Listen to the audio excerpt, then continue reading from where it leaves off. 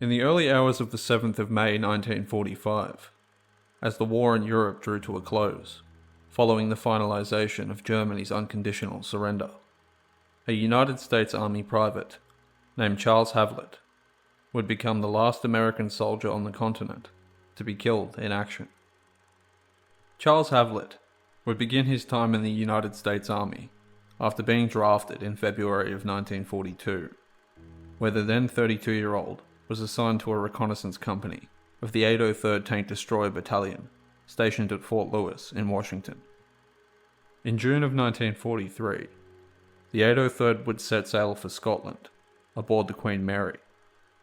Following their arrival on June 29th, they would next travel to England, where they began training for almost another year, before crossing the Channel into France.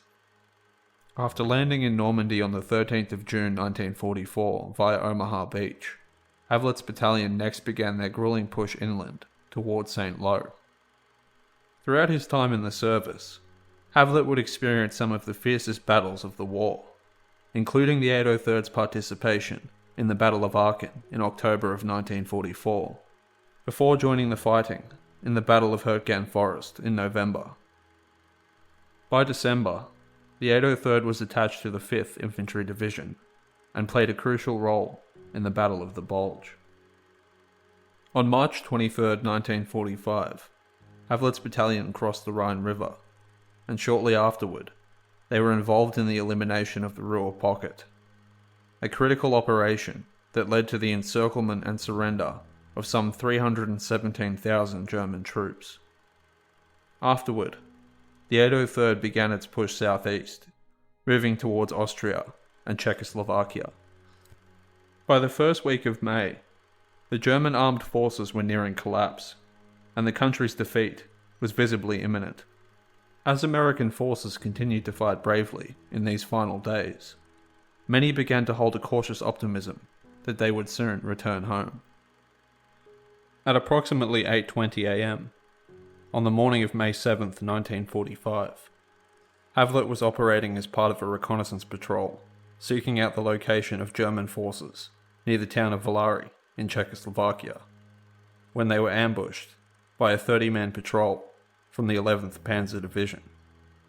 The Germans proceeded to fire 4 Panzerfaust rockets, which disabled the Americans' lead vehicle.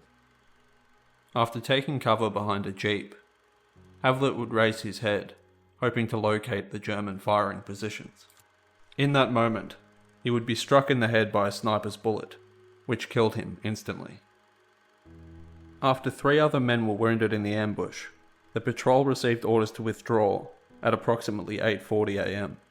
Once clear of the Germans, the men would learn that the ceasefire had in fact gone into effect 10 minutes earlier.